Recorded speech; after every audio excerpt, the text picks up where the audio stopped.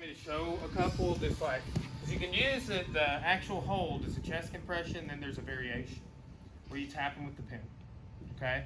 And then there's this is the standard arm triangle choke, okay? So I'll mention those. I think you should see them. Just so you might not like joint locks.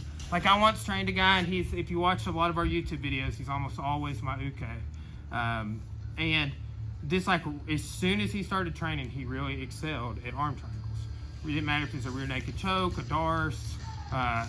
This one here is called Kesa-Gatame in Japanese, right? And a lot of people call it that in jiu-jitsu too. You can clock out to finish. You can arm triangle and sit through to finish, right? I always like clawing under the shoulder to finish, okay? But strangles are good. And what I'll do is a lot of times when I throw, remember that one we did and the arm was here, and you land like here? This can be a chest compression that he will tap to. This will be a chest compression that he will tap to. And then I start softening you, right? That arm comes out, I'm running through the joint locks. At the end of that cycle, I can push it into a strangle. So we saw, you know, here, hey? Another sort of joint lock is switching the thigh and breaking over the straight arm, okay? Now, look here, Americana. Okay, now, this Americana, some people ignore, and this is taught. This is not, I don't get into, I've never let the head go like that from here. You can finish it here, but just doing that, just motorcycle grips. And I'm doing this too. Okay, so here, boom. And like you're not finding that, that's when you can start going into the chest compression, the strangles. Okay, but here, you throw, you switch over, you got that thigh. All right, so I switch my legs. You can switch your legs to just gather and pin. Just hook on right there, okay? Like when you're trying to switch back under here, and then I'm here. So you can go there, that's the Americana just here, or you can hook also here. Look here.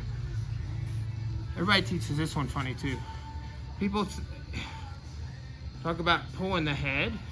I talk about this anymore. Like I think about like I'm like, how long was I primed before you tapped? John Underher calls that slack. I think there's a great way to describe it.